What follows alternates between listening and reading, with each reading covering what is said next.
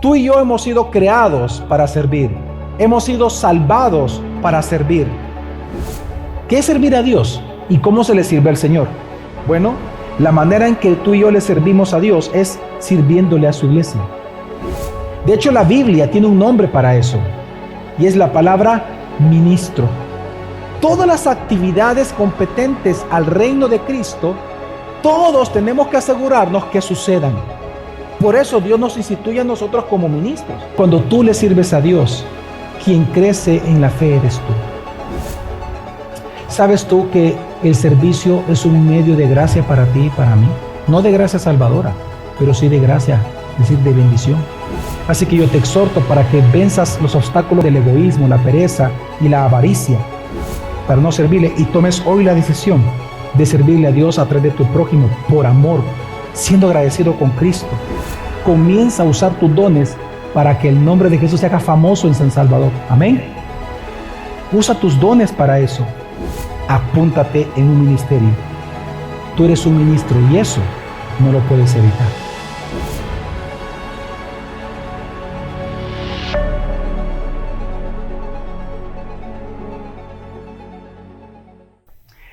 Hace unas semanas atrás, y ya son meses, más bien dicho, comenzamos una serie en donde estamos hablando cómo nosotros debemos de sacrificarnos por amor a nuestros hermanos. Hemos hablado de que el amor en la Escritura, principalmente ese amor ágape que es propio de Dios y del Espíritu Santo en nosotros, quien lo produce como un fruto de esa conversión, de ese nuevo nacimiento, realmente el clímax de ese amor es el sacrificio de Cristo. Y por lo tanto, cuando la Biblia nos dice, cuando Jesús nos dice que tenemos que amarnos unos a otros de la manera en que Él nos amó, es así. Es que mostrar el amor entre creyentes requiere sacrificio de diferentes tipos. Y cada domingo hemos hablado de distintos sacrificios que tenemos que hacer. La semana pasada hablamos de uno de los más fuertes en tiempo que uno tiene que sacrificar, y es el servir a los demás como ministros de Dios. Pero hoy vamos a hablar uno que también requiere muchísimo sacrificio, y es una de las más grandes muestras de amor que como creyentes podemos darnos unos a otros, y me refiero a la gran virtud de la generosidad. Desde sus inicios, hermanos, la iglesia cristiana, desde que nació la iglesia ha sido generosa. Y cuando digo generosa, es abundantemente generosa. Esto es así porque Jesús, desde que Él comenzó su predicación acá en este mundo, en la tierra, Él comenzó a enseñarnos de que es más bienaventurado dar que recibir. Y no solamente nosotros encontramos el mandamiento entonces de Jesús, sino que también la iglesia, interpretando correctamente las Sagradas Escrituras, ellos han sabido responder siempre a ser generosos sobre todo en dos vías. En primer lugar, ser generoso con aquellas personas que lo necesitan, con los necesitados. Es decir, con gente pobre o gente que está pasando diversas dificultades. La iglesia ha sabido, hay una cantidad de textos muy grandes, muchísimos en la Escritura. Solo he elegido algunos para recordarnos que lo que la iglesia siempre ha creído, y sabemos que es así. Proverbios, por ejemplo, 19:17 dice: el que se apiada del pobre presta al Señor, y Él lo recompensará por su buena obra. Y hermano, y recuerde que Dios siempre paga. Dios sí paga las deudas, si es que Él tuviera deudas reales, ¿no? Pero aquí dice, el que se apiada del pobre realmente le presta a Dios, y Dios paga. En Mateo 25, por ejemplo, cuando Jesús habló de lo que va a ocurrir cuando Él venga por segunda vez, de estos juicios y también del tribunal de Cristo, pues Él nos recuerda lo que va a suceder allá en el cielo, y dice Mateo 25, 35, 36, porque tuve hambre y ustedes me dieron de comer, tuve sed y me dieron de beber, fui extranjero y me recibieron, estaba desnudo y me vistieron, enfermo y me visitaron, en la cárcel y vinieron a mí. Cuando Él dice estas palabras, Él mismo dice, y algunos de ustedes, algunos van a preguntar, ¿y cuándo hicimos esto por ti, Señor? ¿Cuándo te lo hicimos? Y dice, versículo 40, el rey responderá, en verdad les digo, que en cuanto lo hicieron a uno de estos hermanos míos, aún a los más pequeños, a mí me lo hicieron. Recordemos que ya en sermones anteriores hemos explicado lo que dice Mateo 18 cuando Jesús habla de que no quiere el Padre que ninguno de estos pequeñitos se pierdan. Esos pequeñitos están hablando de nuestros hermanos, está hablando de todos nosotros los cristianos. Y aquí está diciendo el texto de que cuando tú das generosamente y ayudas generosamente a un hermano, al final Dios te lo va a recompensar. Así que la iglesia siempre ha sido abundantemente generosa en toda su historia, porque sabe que una de las vías de generosidad tiene que ser con los que lo necesitan. Pero otra vía de generosidad que la iglesia ha sabido que tiene que participar es para sostener a los que trabajan en la iglesia, para sostener a aquellos que viven del evangelio. 1 Corintios 9:14 dice, ordenó el Señor que los que proclaman el evangelio vivan del evangelio. Y en este texto es importante entender, y lo vamos a ver más adelante en los siguientes domingos, pero es importante entender cómo comienza. Dice que el Señor lo ha ordenado. Y lo digo porque obviamente en general el mundo es cruel, ¿no? Me refiero al mundo caído. Y yo he leído incluso en Twitter cuando dicen que los pastores deben de trabajar, son los grandes haraganes, deberían de trabajar. Y realmente dice la Escritura que si nosotros vivimos del evangelio, que vamos a ver que Dios lo trata como un trabajo, pero si vivimos del evangelio es porque lo ordenó el Señor. No es un invento de los pastores, dice ordenó. Es una orden, un mandamiento, como amar, como tratar a tu esposa como al vaso más frágil, como someterte a tu esposo. Todo eso son órdenes del Señor. Pues esta es que el que predica el evangelio vive del evangelio. Luego dice Gálatas 6:6, por ejemplo, la iglesia histórica ha sabido y dice al que se le enseña la palabra, que comparta toda cosa buena con el que le enseña. 1 Timoteo 5:17 dice, los ancianos que gobiernan bien sean considerados. ¿Por quién? Por la iglesia. Dignos de doble honor. Principalmente los que trabajan, oiga bien, trabajan en la predicación y en la enseñanza. Así que esta generosidad, hermanos, estas dos vías de generosidad, la iglesia siempre ha dado generosa y abundantemente. Pero algo importante que tenemos que recordar también en este introducción que estoy haciendo de este gran tema, es que la generosidad también siempre ha sido esperando en las promesas del Señor. Es decir, una verdadera acción generosa también incluye una esperanza. Dios se honra y Dios se glorifica a sí mismo cuando un hijo cree su palabra. Amén. Pero creer su palabra es creer sus promesas. Y dentro de las promesas que nosotros esperamos, así como está la segunda venida, así como está cielos y tierra nueva, así como está nuestra vida eterna, parte de las promesas que honran al Señor cuando uno las cree es que al que le dé, Él da. Y eso no se puede borrar de la Biblia. Y lo digo porque dice Lucas 6:38, den, esa es la orden, den, y les será dado. Medida buena, apretada, remecida y rebosante, vaciarán en sus regazos.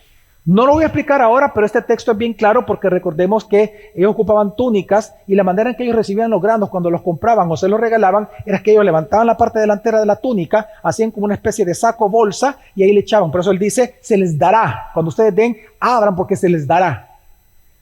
Y tenemos que entender, hermanos, que esto es promesa de Dios. Y menciono esto porque yo sé que hay una herejía a nivel mundial, es una herejía de gran alcance que está en los 5 continentes, que es la falsa teología de la prosperidad. Pero el hecho de que haya una falsa teología de la prosperidad no significa que no haya una verdadera y sana teología de la generosidad. Eso sí existe en la Biblia. Y es que recordemos que las herejías, para que sean exitosas, tienen que tener un alto componente de verdad. Lo que se hace con las herejías es tergiversarla, ¿verdad? Tergiversarla. Entonces, pero no podemos nosotros borrar estos textos. Por ejemplo, dice 2 Corintios 9:6, dice, pero esto digo, el que siembra escasamente, escasamente también segará. Y el que siembra abundantemente, abundantemente también segará. Es decir, Dios no te pide a ti y a mí que demos generosamente sin esperanza. Además, tenemos que mantener una esperanza. ¿Cuál es su esperanza cuando usted ora? ¿Cuál es su esperanza cuando usted ora? Que Dios oiga, ¿sí o no? Esa es la esperanza suya, amén. Que Dios oiga y que lo que usted esté orando esté conforme a la voluntad del Señor. Esa es su esperanza. Pacientemente el que siembra, ¿qué tiene que hacer cuando siembra el sembrador? Esperar. O sea, yo le digo esto porque no podemos nosotros negar que hay una teología sana de la generosidad, enfocada en Dios, obviamente, en su gloria eterna. Y esta esperanza se genera por la confianza que nosotros tenemos en su palabra. Nosotros debemos de reconocer, y cuando Pablo dice estas palabras, pero esto digo, recuerde que viene hablando de dar a la iglesia. Y ellos daban, los de Corinto y en general los cristianos, porque confían en Dios. Ahí mismo en el versículo 8, leí el versículo 6, en el versículo 8 del mismo pasaje dice, y Dios, esto es lo que confiaban los de Corinto, y Dios puede hacer. Dios puede. ¿Qué puede? Dios puede hacer que toda gracia abunde para ustedes, a fin de que, teniendo siempre todo lo suficiente, en todas las cosas, abunden para toda buena obra. Ve usted qué pasaje con superlativos, todo, toda, es la palabra que más se repite, es un texto superlativo. Es decir, cuando tú das, tú no das sin esperanza, tú das con una esperanza, con confianza en la palabra de Dios. Y la iglesia lo ha hecho siempre. Entonces, el objetivo con el sermón de esta mañana, que el título es El amor es generoso, mi objetivo es que tú puedas dar generosamente, por amor a Dios y a los demás. ¿Qué des? Que si no has dado, des. Que si prometiste, si dejaste de dar, des. Y que si nunca has dado, te arrepientas y des. Porque es parte de nuestro ministerio. Es parte de nuestra vida como cristianos. Y por eso, en lo que resta del tiempo, en este día y el próximo fin de semana, hermanos, yo quiero enseñar una teología sana de la generosidad.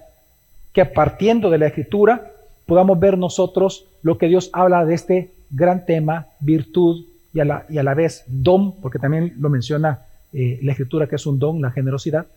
Pero aparte de todo esto, es un ministerio para nosotros los cristianos. En el día de hoy, ¿en qué me voy a enfocar? En hablarle a usted de los muchos, y no es raro porque estamos hablando de la generosidad, de los muchos atributos que tiene la generosidad en sí mismo. Así que, pero quiero comenzar nada más hablando de una historia de un amor generoso. Así como hace semanas le hablé de una historia de un falso amor, o quiero retratar realmente lo que es el amor generoso. Y no yo, sino que la misma Escritura lo hace, y por eso quiero transmitírselos. En el capítulo 8 de Segunda de Corintios, que ya abrieron ustedes sus Biblias a la hora de la lectura, antes de comenzar el sermón, en la segunda carta a los Corintios, capítulo 8, les pido que me acompañe porque en ese texto nos vamos a estar toda esta mañana. El contexto es importante entenderlo para interpretar correctamente esta porción. Pablo lo que está haciendo en el capítulo 8 de Segunda de Corintios es estimulando a la iglesia de Corinto a que ellos sean generosos, apoyando financieramente a la iglesia de Jerusalén, que en aquel momento era una iglesia en extrema pobreza. Ahora, ¿por qué Pablo ocupa un capítulo de una segunda carta para pedirles a ellos que sean así de generosos? Porque resulta, hermano, que un año antes de escribir esta carta, esta segunda carta, precisamente Pablo ya les había pedido. Y resulta que ellos se comprometieron a mandar ofrendas. Y resulta que ellos sí estaban enviando ofrendas, pero por la codicia de ellos y por los pleitos que usted y yo conocemos por lo que dice la primera carta, ellos dejaron de dar y de mandar sus ofrendas generosas. Entonces ahora Pablo los va a animar y a exhortar en amor para que vuelvan a retomar. Pero no solamente les va a decir que lo hagan, sino que ahora el mismo apóstol Pablo, inspirado por el Espíritu Santo, en otras palabras, Dios lo que hace es bosquejar una teología de la generosidad para convencer a la iglesia de Corinto por qué deben de dar, por qué tienen que ser generosos. Pero el contexto es que ellos dejaron de dar. ¿Esto dónde lo sabemos? Ahí mismo en el texto está. Vamos a leer rápidamente. Dice, solo que vamos a leer del 7 al 12. Capítulo 8 del 7 al 12. Dice el 7 en adelante. Pero así como ustedes abundan en todo, en fe, en palabra, en conocimiento, en toda solicitud y en el amor que hemos inspirado en ustedes, vea que también abunden en esta obra de gracia. Pablo está calificando el ser generoso como una obra de la gracia de Dios en nosotros operando. Ya voy a explicar un poquito eso. Le dice el versículo 8.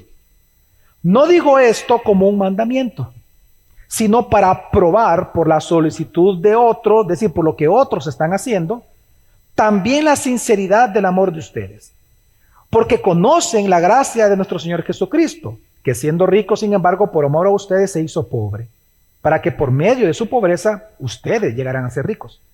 Doy mi opinión en este asunto, porque esto les conviene a ustedes, que fueron los primeros en comenzar hace un año, no solo a hacer esto, sino también a desear hacerlo, que por cierto esa es la gran diferencia entre el antiguo pacto y el nuevo pacto. En el antiguo pacto Dios te dice, ama a tu esposo, ama a tu esposa, ama a tus hijos, ama a Dios, no robes, etcétera, etcétera, pero no tenías el poder para hacerlo.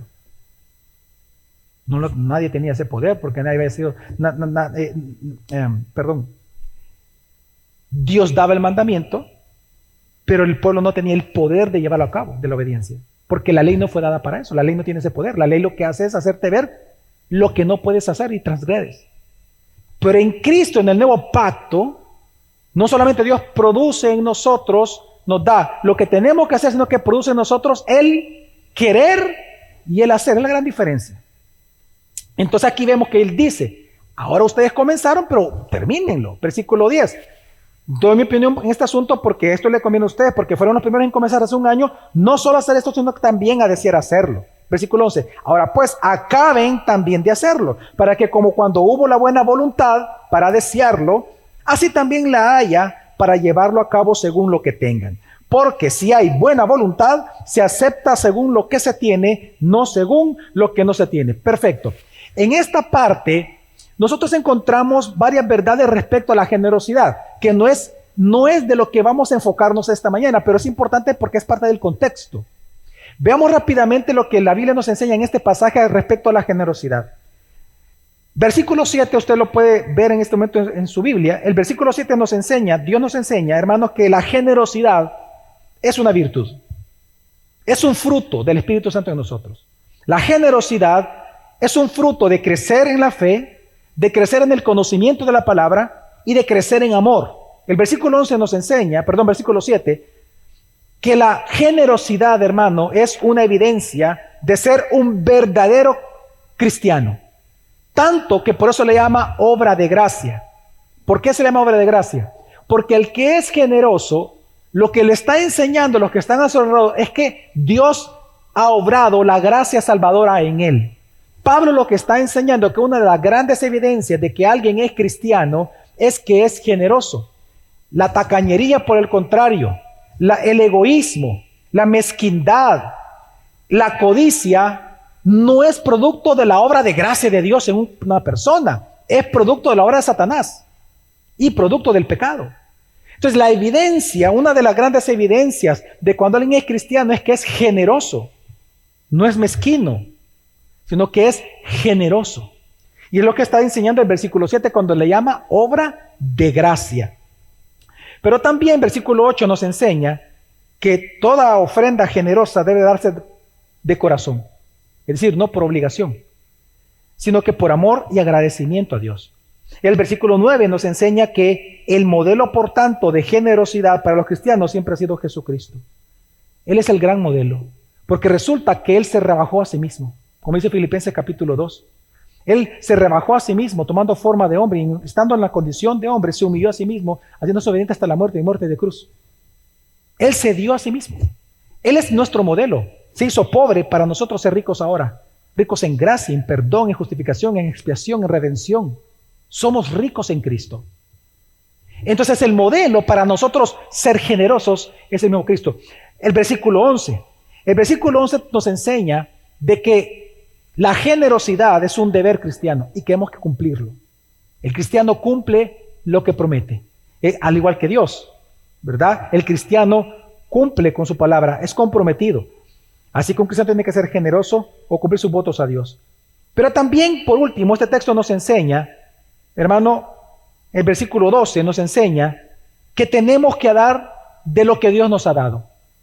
Tú no puedes ser generoso endeudándote. No es así como funciona con Dios. decir, tú no vas a ocupar tu tarjeta de crédito, no la de débito, la de crédito, y te vas a endeudar con $10,000 para dar a Dios. Y te vas a endeudar. No. ¿Sabes por qué? Porque la gloria sería tuya. Es más, es hasta pretencioso. Porque tú estás asumiendo que vas a pagar esa deuda. Tú tienes que demostrar que la gloria es de Dios. ¿Cómo? Dando lo que Él te da. Cuando tú das de lo que Él te da a ti, el que recibe la gloria es Él, porque Él ya te lo dio. Amén. Entonces, por eso el versículo 2 es tan claro y dice que la buena voluntad se demuestra dando de lo que Dios te ha dado, no de lo que no tienes. Ahora, pero hay una pregunta aquí.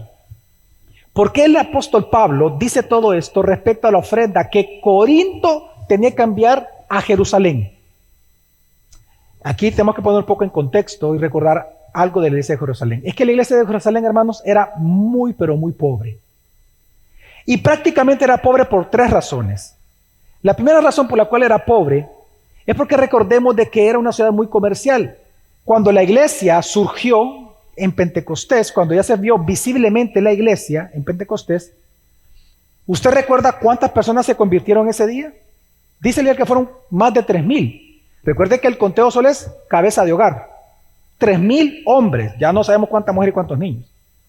Luego en el capítulo 4 dice que se convirtieron 5,000. Es decir, en pocos días pasaron alrededor de 0 a ¿cuánto? Si contamos cabeza y un grupo familiar de 3 personas, 4 personas, multiplique 4 por 8,000, ¿cuánto es? 32,000 personas en una semana. Ahora, ¿qué pasa con eso? ¿Qué pasó con eso, pastor? Bueno, que la mayoría de ellos eran peregrinos. Ellos no vivían ahí. Pero cuando se convirtieron, se quedaron ahí. ¿Y qué provocó eso? Que como ellos se quedaron porque se convirtieron, muchos de ellos, por ser todos los que eran judíos, recuerde que Jesús lo avisó, fueron echados de la sinagoga. Les cerraron los negocios, los desheredaron por haberse convertido al evangelio. Entonces los mismos judíos, por testimonio de libros históricos, sabemos que los mismos judíos dejaron de venderle a los judíos que se habían convertido a Cristo por herejes. Por lo tanto, la gente que estaba ahí peregrinando, que no tenía tierras, no tenía apartamento, no había Airbnb y no hubiera alcanzado igual, realmente la iglesia lo que tuvo que hacer para que no durmieran en las calles es llamarlos a esos 30 y pico o 20 y pico, los que hayan quedado, a sus casas. Entonces, cuando comienza a subir, obviamente, el gasto de comida, etcétera, la iglesia comienza a empobrecerse aún más. Por eso es que usted ve en Hechos de los Apóstoles, por esto que le estoy contando, es que viene y sucedió lo siguiente. Había tantas viudas y tantos niños que ahí estaban por las familias ya convertidas, que hubo un momento que los apóstoles ya no daban abasto para servirles, tanto que tuvieron que elegir a 7 hombres llenos del Espíritu Santo para que atendieran solo la mesa de las viudas. Ya no digamos las demás. O sea, es decir, la iglesia se volcó a ayudar a estos 20 y pico mil que estaban convertidos, que no tenían dónde vivir. ¿Y de dónde salió tanta plata? Bueno, por eso dice Hechos de los Apóstoles, capítulo 2, que inmediatamente ellos se convirtieron, ellos comenzaron a vender todas sus propiedades, dice la Escritura, todos sus bienes y todo lo tenían en común. Es decir, la iglesia de Jerusalén fue tan bondadosa que recibió no solamente en la casa de las personas, sino que comenzaron a vender todo para que todos comieran. Y eso hizo que comenzaran a empobrecerse. Pero no solamente eso, sino que hay una segunda razón, y es que recuerde que el Imperio Romano, la clase aristocrática, ellos eran obviamente muy ricos, pero no así las provincias. El imperio como imperio era muy poderoso, muy rico, militarmente hablando, etcétera, pero las provincias eran en extremo pobres, porque los romanos como imperio, recordemos que ellos eran saqueadores. Entonces ellos empobrecieron Jerusalén, más que era gente judía, y ellos menospreciaban a los judíos. Pero aparte de todo eso también, recordemos que dice Hechos capítulo 11, que un profeta Agabo enviado por el Señor anunció que en aquella época iba a haber una hambruna mundial. Así que eran 3 razones muy poderosas por las cuales la iglesia de Jerusalén estaba muy pobre. Así que obviamente Pablo dice a los de Corinto, vengan y den. Esto es lo que pasó más o menos bien similar a lo que pasó ahorita con el COVID. Es interesante, veamos la diferencia de fe y de cultura. En Estados Unidos, unos amigos me compartieron de que durante la cuarentena que hubo a nivel mundial, fue el año, es decir, el año 2020, fue el año en donde más ofrenda recogió la iglesia norteamericana de los últimos 25 años. La gente se volcó a dar a las iglesias para que se distribuyeran, porque la iglesia siempre ha ayudado a las personas que lo necesitan, siempre. Yo no sé si usted sabía, pero la institución después del gobierno que más ayudó en la pandemia y durante la cuarentena a El Salvador fue la iglesia evangélica salvadoreña. Es la que más ayudó.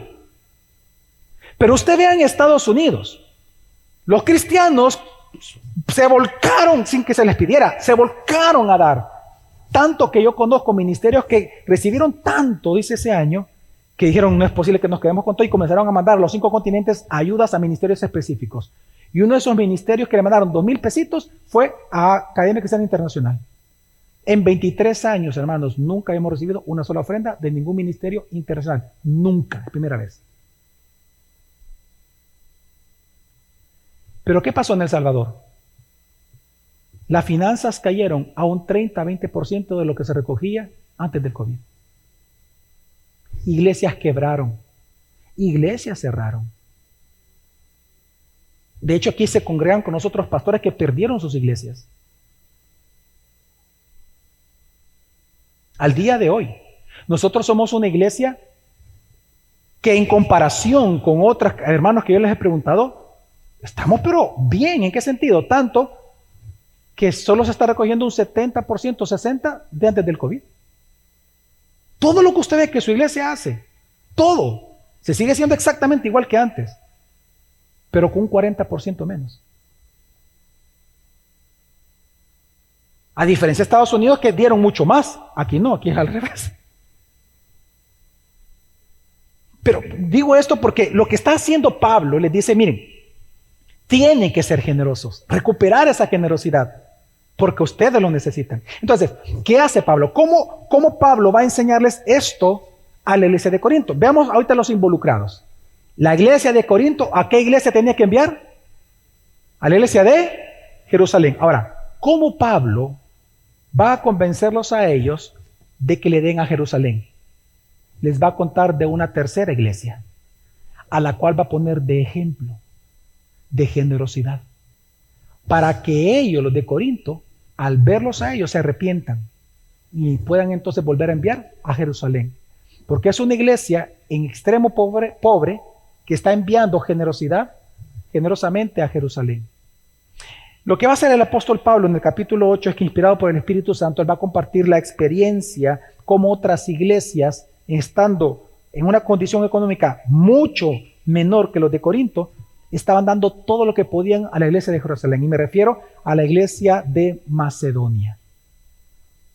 Vamos a leer versículo 1, versículo 8, vamos al versículo 1. Dice, ahora hermanos, les damos a conocer la gracia de Dios que ha sido dada en las iglesias ¿de dónde? De Macedonia. Veamos cómo Dios le llama acá, le llama gracia de Él. Ya vamos a explicar eso. Pero ¿a qué iglesia?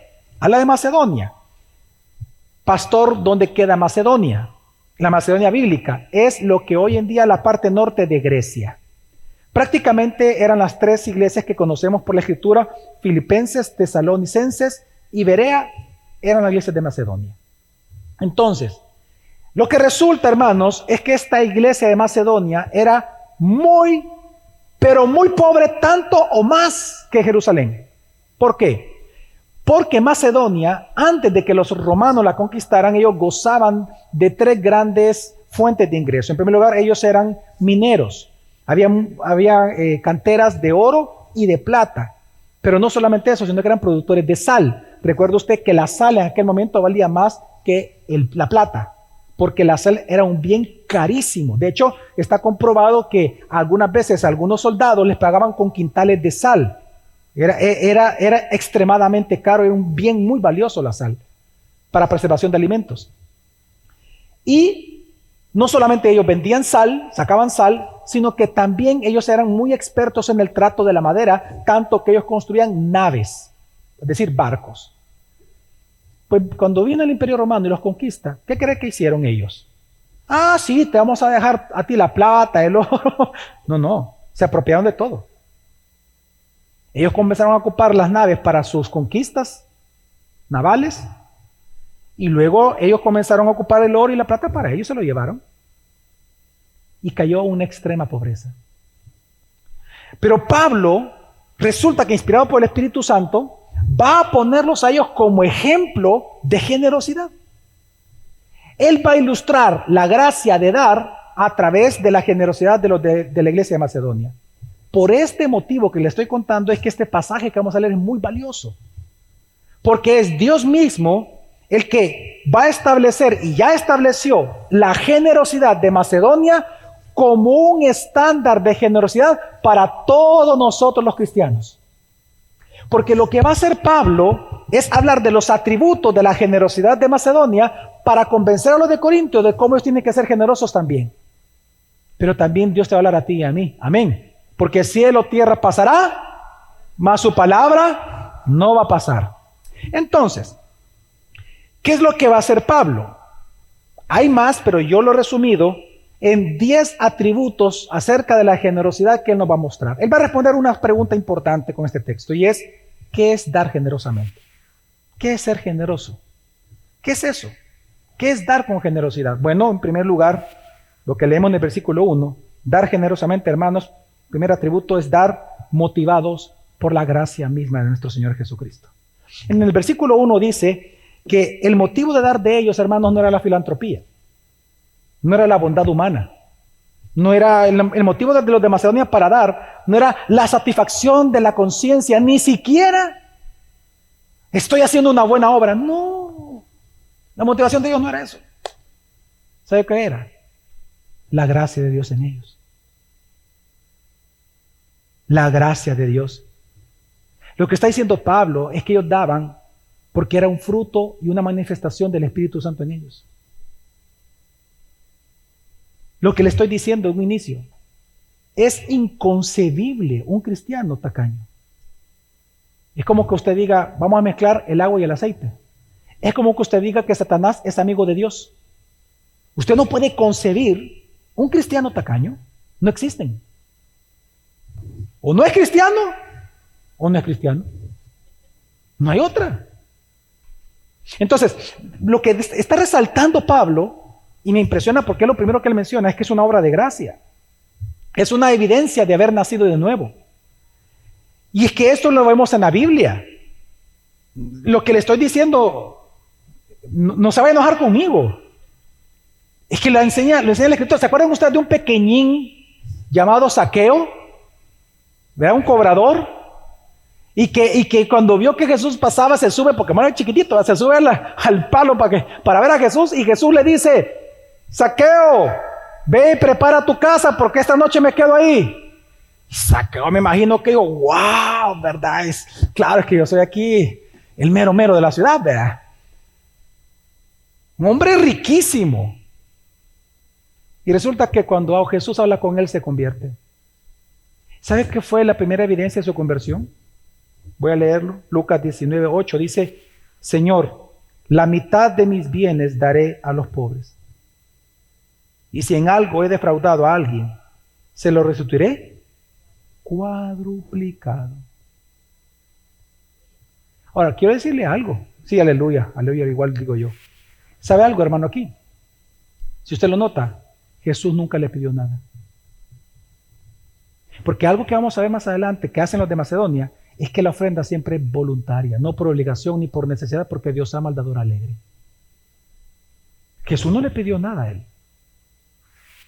¿Cómo Jesús calificó la acción de Zaqueo? Versículo 9.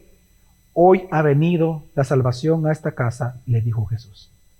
Es una evidencia. Es inconcebible un cristiano tacaño. Inconcebible. Mezquino, inconcebible.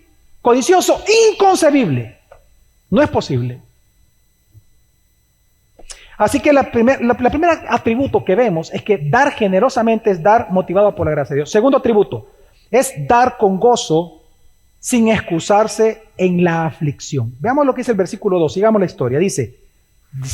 Sigue diciendo Pablo acerca de la iglesia de Macedonia. Dice, pues en medio de una gran prueba de aflicción, abundó su gozo y su profunda pobreza sobreabundó en la riqueza de su liberalidad. Veamos la primera parte del versículo. Lo que Pablo está diciendo, hermanos, es que ellos, la iglesia de Macedonia, claramente era una iglesia consciente de su pobreza. El que es pobre sabe que es pobre. Ellos estaban conscientes, pero ellos no ocuparon su condición de pobreza para excusarse y decir, no puedo dar. Es lo que está diciendo ahí.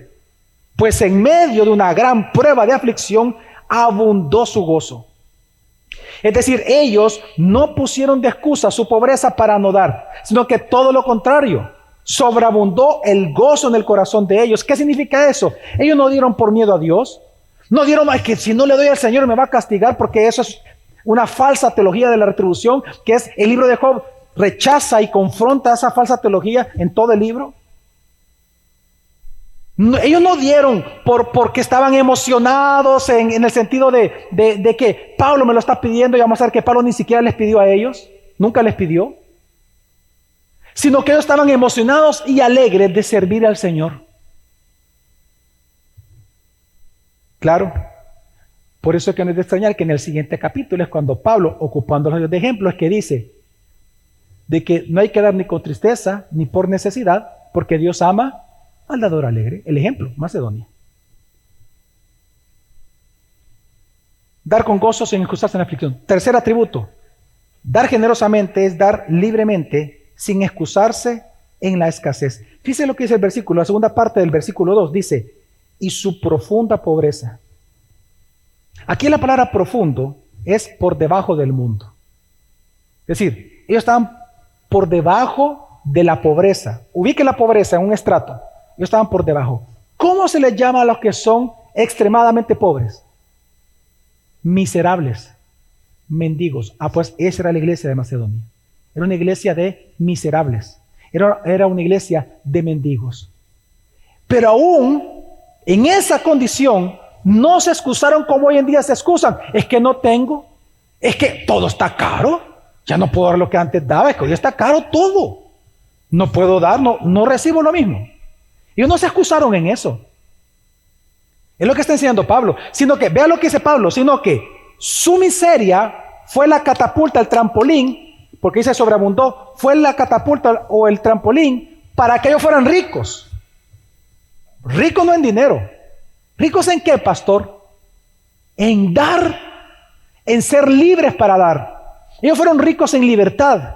Ellos fueron ricos en generosidad, fueron ricos en determinación, se determinaron a darle a Dios sí o sí, no importa su condición.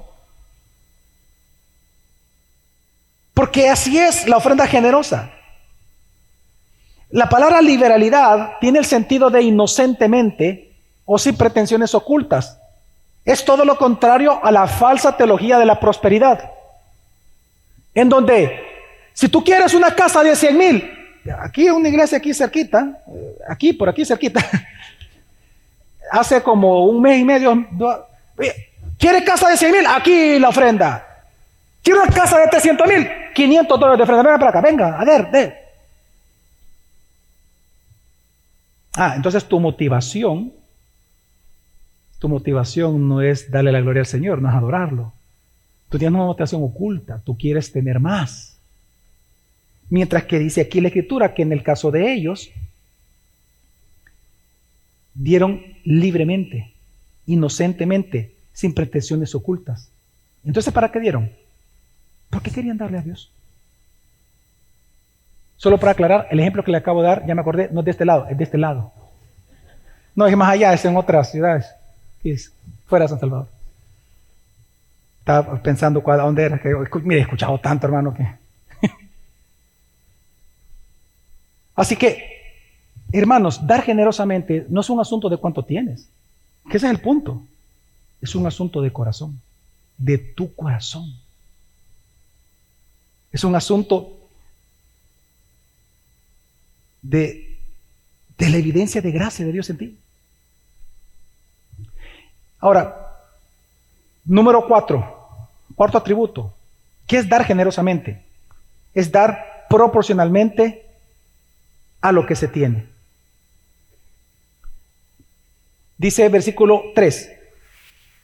Porque yo testifico que según sus posibilidades y aún más allá de sus posibilidades, dieron de su propia voluntad. Pablo dice que ellos dieron según sus posibilidades. La palabra posibilidades es la capacidad dada por Dios para algo. En este caso era para dar. Lo que está diciendo la Escritura, hermano, es un principio bien, bien importante que lo dije al inicio del sermón. Tú no puedes dar algo que no tienes. O tú no puedes dar algo que no te pertenece. Tú tienes que dar de lo que Dios ya te dio. Tienes que darle de lo que Dios te dio. Por eso dice, porque yo testifico, dice Pablo, que ellos, los de Macedonia, dieron según sus posibilidades. Claramente, por eso es que Pablo va a decir, no va a decir, ya había dicho un año antes, en la primera carta a los Corintios, capítulo 16, versículo 2, él dijo que cada uno de la iglesia, que el primer día de la semana, cada uno de ustedes aparte y guarde según haya prosperado. Que por cierto, que hay otro atributo que no lo voy a mencionar esta mañana, pero aquí hay otro atributo también de que es dar generosamente, y es dar sistemáticamente, cada primer día de la semana, cada domingo.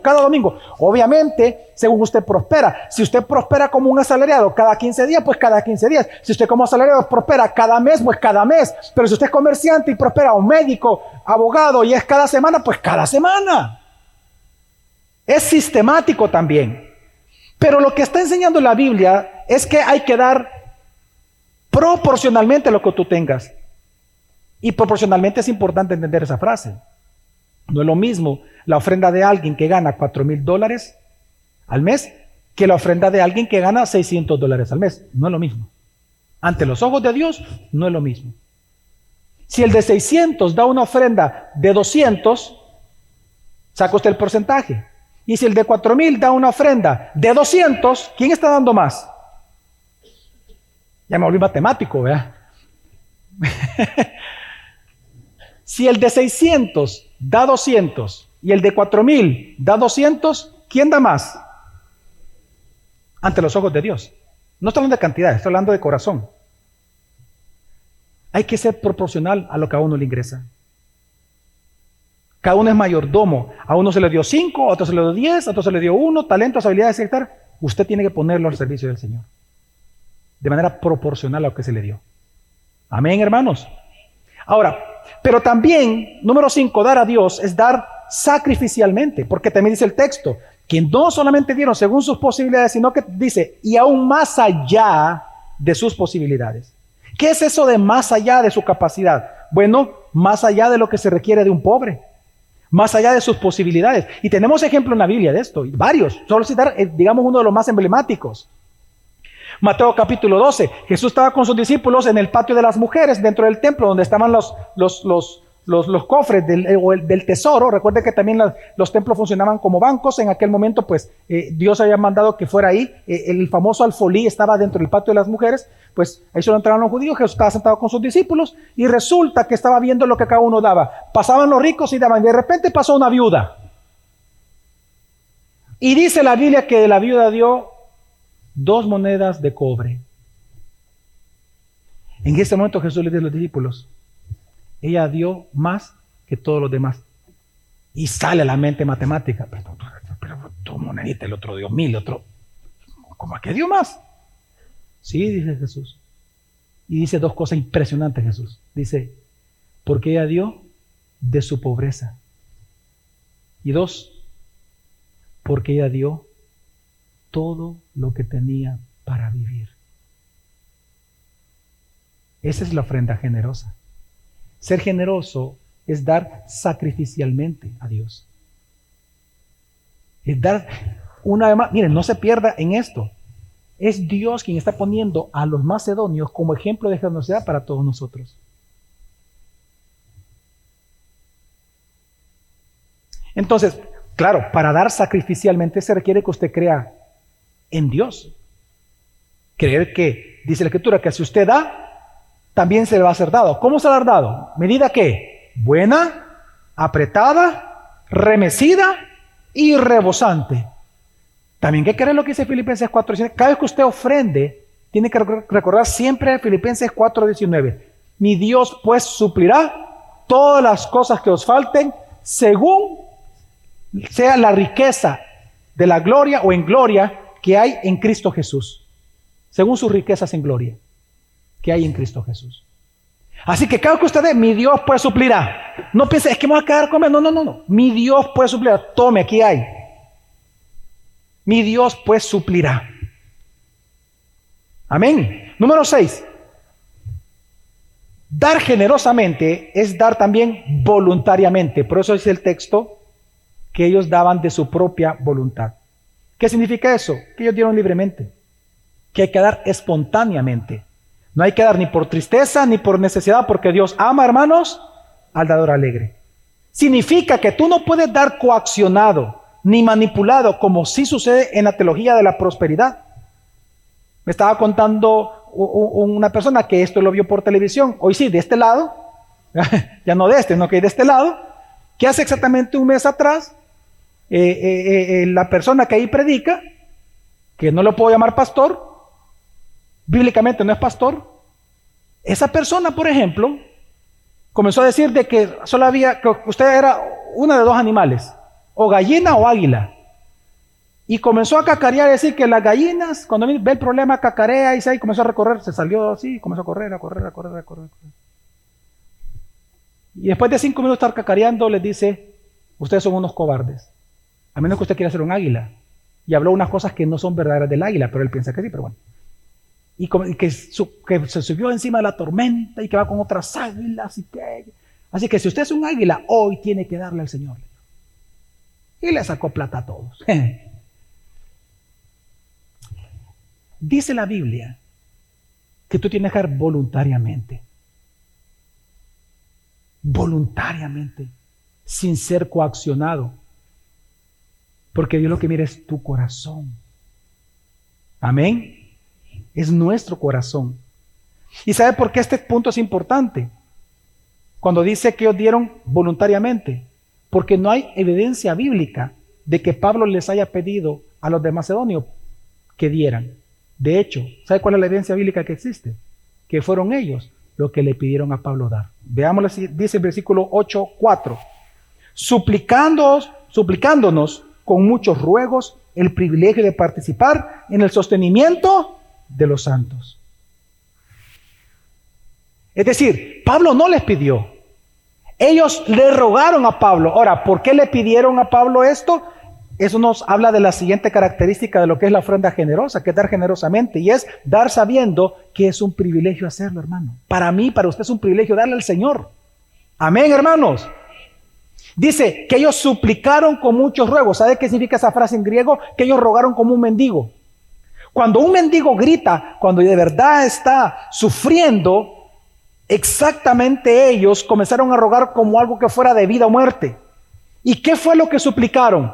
Que le dieran el privilegio. Y esa palabra privilegio significa, ¿sabe qué palabra es aquí en griego? En este versículo, capítulo 8, versículo 4, la palabra privilegio es caris, es decir, gracia.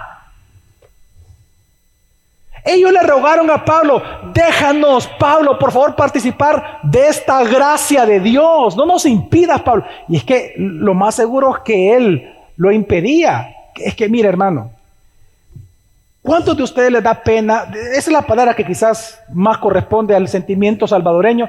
¿Cuántos de ustedes han sentido hasta pena cuando una persona que usted sabe que es de muy escasos recursos le trae un regalo a usted? ¿Cuánto nunca le ha dado pena a usted recibir esos regalos? ¿O soy el único extraterrestre? No extraterrestre. Pero, ¿cuántos han sentido pena? Levante la mano. ¿Ok? ¿Verdad? Mire, a mí me han invitado a predicar a iglesias extremadamente pobres. Soy yo el que tengo que dar. No deberían de ser ellos.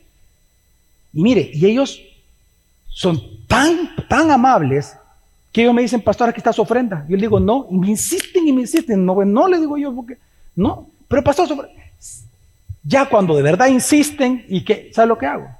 Vaya, voy a hacer esto, le digo. Deme su ofrenda, pues entonces. Va, deme, me la da. Yo la recibo. Gracias, hermano. Ahora es mía, ¿verdad? Así le digo, ahora es mía, ¿verdad? Sí, gracias. Hoy tome, ocúpelo para usted, para su esposa y para sus hijos. Vaya a comer o compre lo útil o lo que usted quiera. esto no es para mí. Como ya es mío, hoy se lo regalo a usted. No, pastor, ¿me es truco? No, no es truco, le digo. Ya tome, es suyo. Yo hasta el día de hoy nunca he cobrado por un sermón. En 20 y pico años. A mí, le digo porque esa palabra es la que ocupa. A mí no me gusta, porque soy a negocio. Pero a mí me dicen, pastor, ¿cuánto cobra usted? Me pongo a reír. No digo, no me diga eso, yo no cobro nada, le digo. Cuando una persona, yo me imagino a Pablo, es que, imagínense, ellos son gente extremadamente pobre, eran mendigos. Déjanos participar. O sea, yo me imagino el corazón quebrado de Pablo. Por eso que los pone como un ejemplo a ellos. ¿Por qué? Porque hay que dar sabiendo que es un privilegio para nosotros dar, hermanos. Es para ti el privilegio. Amén, hermanos. Es para ti. Ellos reconocieron que darle a Dios es una gracia otorgada de Dios para nosotros. Mire, para entender en esto. ¿Quién es el que gana cuando el perdón se otorga? ¿Usted, el que perdona, o aquel que recibió el perdón? ¿Quién realmente gana de toda esa experiencia? ¿Quién es el que más sacrifica? Usted, el que perdona. Esa experiencia nadie se la va a quitar. Esa gracia nadie se la va a quitar. El dar es exactamente igual. Para nosotros dar es una gracia que Dios nos ha concedido para nosotros crecer en la fe. Él nos ha dado a nosotros la gracia de dar para que nos alegremos en Él. Por eso es que Jesús dice, mire, no hagamos a Jesús mentiroso. Por eso Jesús dijo, más bienaventurado, más feliz es dar que recibir. Y es lo que descubrieron la iglesia de Macedonia, nuestros hermanos de Macedonia.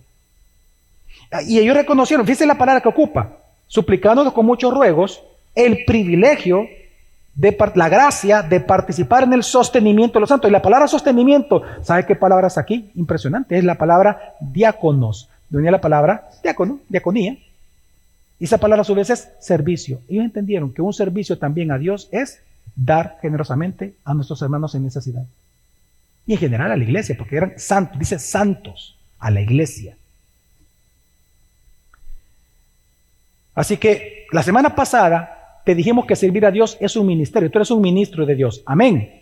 Pues por ser ministro de Dios, otro servicio es dar ¿cómo? ¿Dar cómo? Generosamente, sacrificialmente, voluntariamente. Por cierto, ¿cómo son tus ofrendas cada domingo? No, de verdad. Yo no te puedo hablar, yo no soy el Espíritu Santo. Soy el Espíritu Santo, lo sabe. Tú evalúate. ¿Tus ofrendas son generosas o son mezquinas? Así como compartió el pastor Héctor hace tiempo, ¿eh? Que te pones $10 para gastarlo y el otro 1 para darlo. Y te estás memorizando dónde está el 1 para que no equivocarse.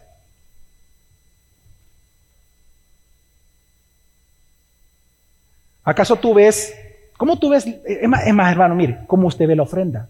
¿O cómo la ha visto en su pecado? ¿Cómo lo ha visto? ¿Como un robo? ¿Como manipulación de los pastores? ¿Como un abuso? ¿O usted lo ve como un ministerio al cual usted está llamado a participar? Como ministro. Número 8. ¿Qué es dar generosamente? Es dar como acto de verdadera adoración. Veamos lo que dice el versículo 5. Dice, y esto no como lo habríamos esperado, sino que primeramente se dieron a sí mismos al Señor y luego a nosotros por voluntad de Dios. Dice que ellos se dieron a dos. Se dieron a sí mismos primero a Cristo y luego a ellos. Vamos a explicar eso.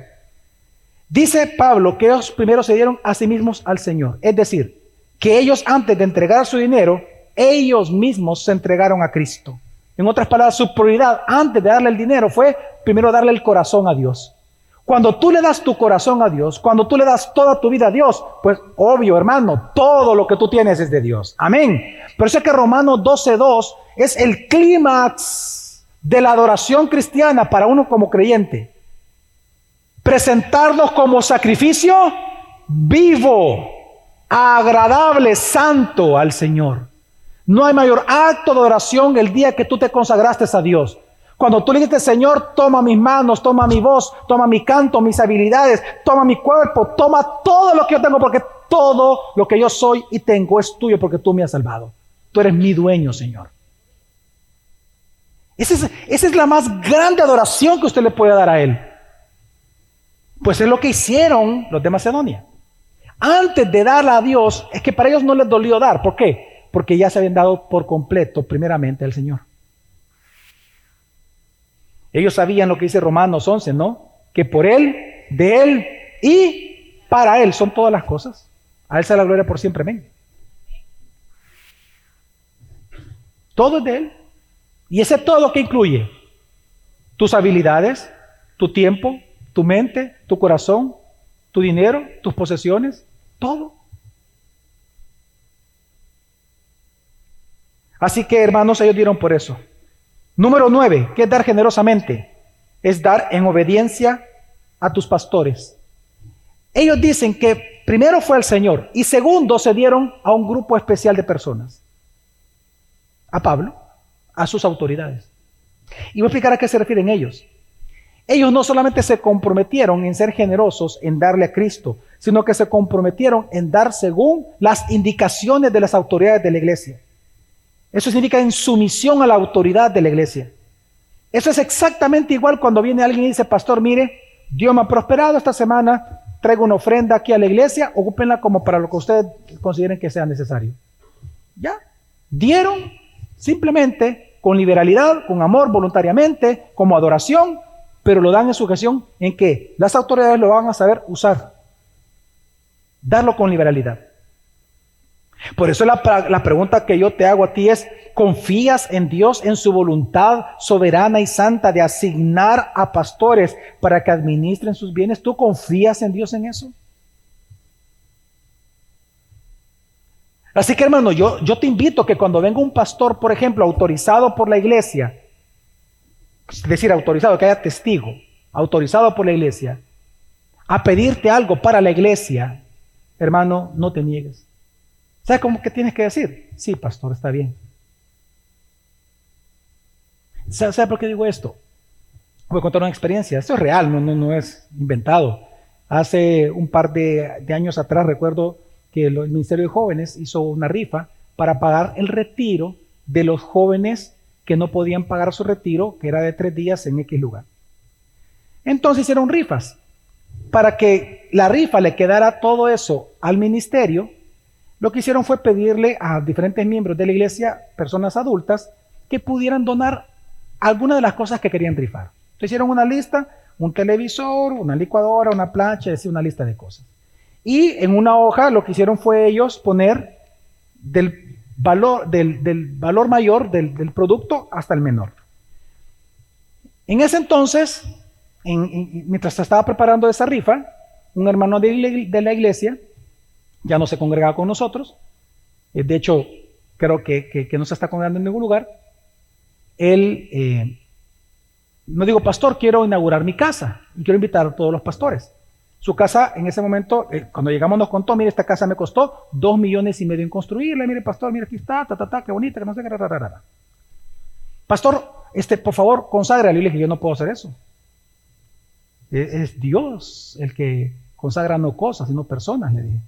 Eres tú el que tiene que someterse al Señor y yo oro por ti, le digo, no por tu casa, le digo. ¿Por qué impóngale mano? No, eso es fetichismo, le digo yo. Vamos a orar al Señor, amén. Pues resulta que entonces el pastor de jóvenes de aquel momento, nos reunimos, pastor, ¿cree usted que le puedo pedir a él? Sí, pues supongo que, obviamente, si nos invitó y nos enseñó todo lo que tenía, pues, bueno, autorizado. Llevo la lista. Hermano, mira, aquí está esto. No sé si nos puede dar a donar algo de esto para la rifa. Déjeme ver. Y se fue ni solo al último. Una plancha, creo que era. 40 pesos. Vaya, mira, le dijo. Voy a orar para ver si Dios quiere que yo les dé esto. Y el jovencito, todo un poco achicado, ¿verdad? Vaya, pues cuando quiere responder, el otro domingo, yo te respondo. Vaya. Y el siguiente domingo le pregunto, hermano, ¿qué tal nos va a donar eso? No lo puedo hacer. No tengo, le digo.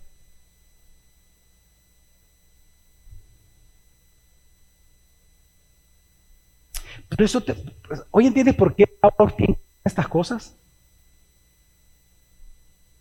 Porque la tentación siempre es darle la gloria a Satanás. Cuando venga a tu iglesia y te dice, se necesita esto, dalo.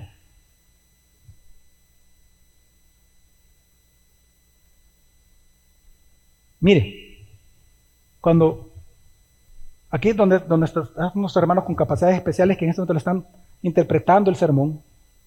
Por si no sabían, este servicio se le presta gracias al servicio de nuestra hermana. Se le está interpretando el sermón a ellos, personas que tienen capacidades especiales auditivas. Cuando aquí se llena este sector, yo que me he sentado ahí, yo me doy cuenta que no se pueden ver las pantallas. Yo digo, no, vamos a poner allá un proyector en esa pared. Y lo pusimos, pero ¿sabe qué pasó? No es un problema de proyector, es que no tenemos la consola. Porque todo está tan lleno de cable, ya todo está cubierto. Los que saben de eso, yo no sé de eso, pero los que saben de eso, todo está ocupado, todos los hoyitos esos están ocupados. Así que hay que ocupar otra consola. Vamos a ver quién cacha este mensaje. Da una oportunidad para usted. No tiene que dar el pisto. Si no quiere, no lo dé. Pero traiga la cosa esa. Pregunte ahí. Ahora, ¿sabe por qué estoy haciendo esto? A ver quién cacha esto. Porque al final la enseñanza de Pablo es esa. Lo vamos a ver en el texto que viene. Mire lo que dice Pablo, versículo 8. La última característica, que es dar generosamente, es dar en amor y por amor a la iglesia. Fíjese lo que él dice.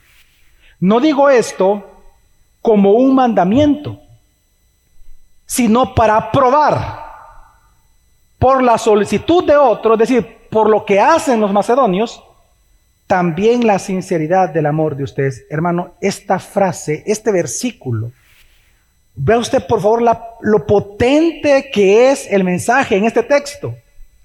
Se lo voy a traducir así. Pablo lo que está diciendo es lo siguiente: les escribo lo que hace la iglesia de Macedonia, enviando sus ofrendas a Jerusalén, para que ustedes prueben, dice ahí. La palabra probar es examinar, evaluar, para que ustedes examinen y evalúen la sinceridad. Y la palabra sinceridad, averígüelo, es ginesios. Escríbalo con G y busquen lo que les gusta el griego. Ginesios, que significa legitimidad o veracidad. ¿De qué? Del amor a Dios. Mira qué tremendo lo que está diciendo Pablo. No digo esto como un mandamiento, sino para que examinen y evalúen por la solicitud de los macedonios también la legitimidad o la veracidad del amor de ustedes, porque dicen tener por Cristo Jesús. Wow, eso, hermano, perdón. Pablo aquí elevó la generosidad a otro nivel. Él lo que está enseñando es lo siguiente: que hay una relación directa entre tu amor por Dios y cuán generoso tú eres. Y tiene sentido, porque fíjate, tú puedes dar algo a alguien sin amarlo, pero es imposible que tú digas amar a alguien sin darle.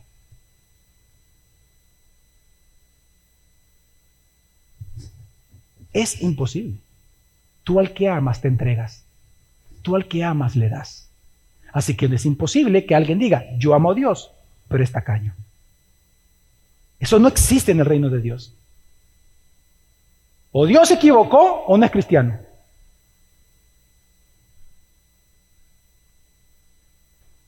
Vamos a hacer más de gracia, porque tenemos que hacer más de gracia. Puede ser que esté en pecado el hermano y que tenga que arrepentirse de no ser generoso. Amén. Pero no es posible ante los ojos de Dios que alguien que diga que es cristiano permanezca toda su vida siendo tacaño. No es posible. Es inconcebible. Por eso le dije yo lo de cachada en broma. Porque Pablo eso hizo. Él lanzó esto para que cada uno se evaluara si en verdad su amor por Dios era sincero, era legítimo, es verídico en relación a las ofrendas.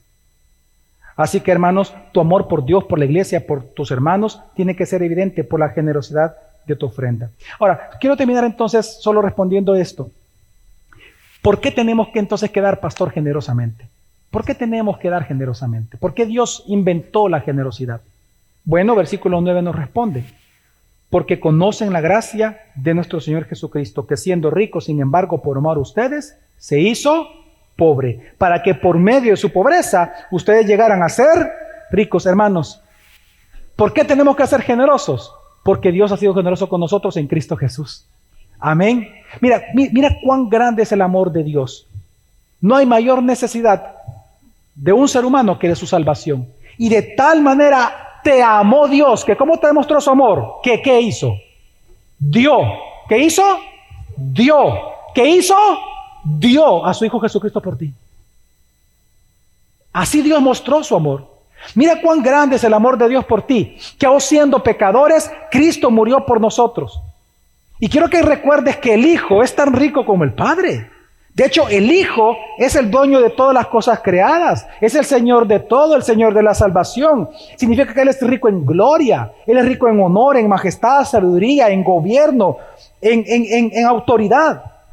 Pero siendo rico, Él adoptó forma humana, una forma que ahora va a tener por toda la eternidad. Se rebajó y en esa forma va a aparecer por toda la eternidad ya. Y Él voluntariamente, no obligado, voluntariamente, mientras estuvo en la tierra, hizo a un lado el uso discrecional de sus atributos y se sometió absolutamente al Padre para morir en una cruz. Y todo para que tú y yo, de manera inmerecida, hermano, fuésemos enriquecidos hoy ¿con qué? Porque somos ricos en Cristo, amén. ¿Qué somos ricos? En gracia, justificación, redención, perdón, honor, en eternidad, en vida y en paz. Somos ricos en Cristo Jesús. ¿Por qué? Porque Él se empobreció. Y ese es nuestro modelo. Entonces, si Jesús, fíjate, si Jesús no dio el 1% de Él, de su riqueza, si Él no dio el 5%, si Él no dio el 10%, Él no dio el 25%, si Él dio todo, pues nosotros tenemos que hacer exactamente lo mismo con Él.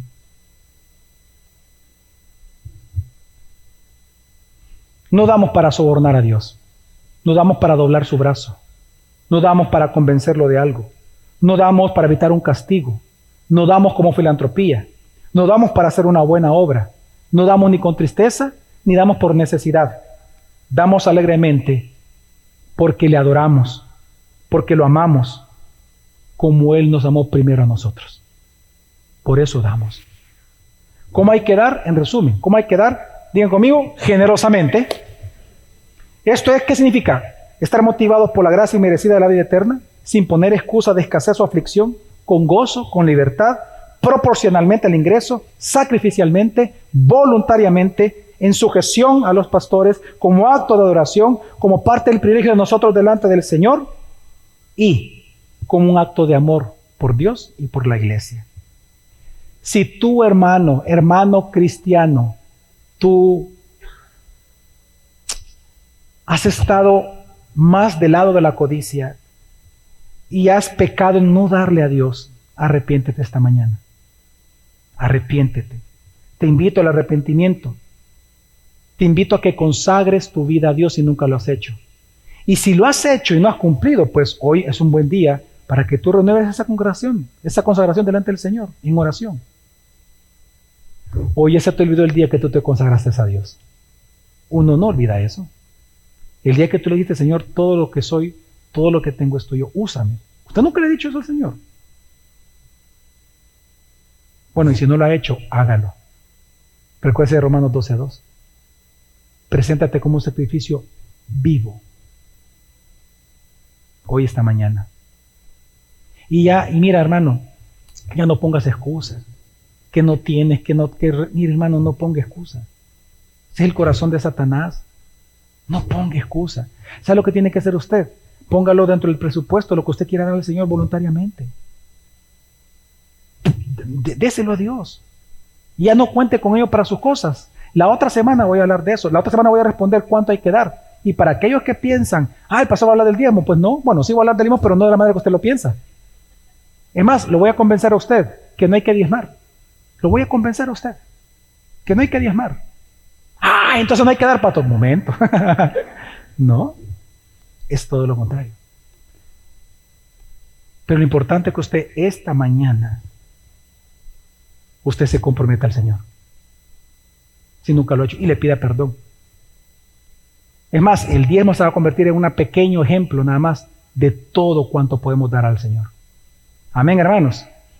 Y otra cosa, por favor, dé con alegría y en esperanza de recibir de parte del Señor cuando usted da una buena medida, agradable, rebosante, remecida y abundante y apretada de parte del Señor. Dé con esperanza. No puede dar sin esperanza. Su esperanza glorifica a Dios porque Él dio la promesa, no el hombre, Dios. Cuando usted confía en una promesa de Dios, el honrado y el glorificado es Él. Amén. Así que dé con esperanza. Vamos a orar.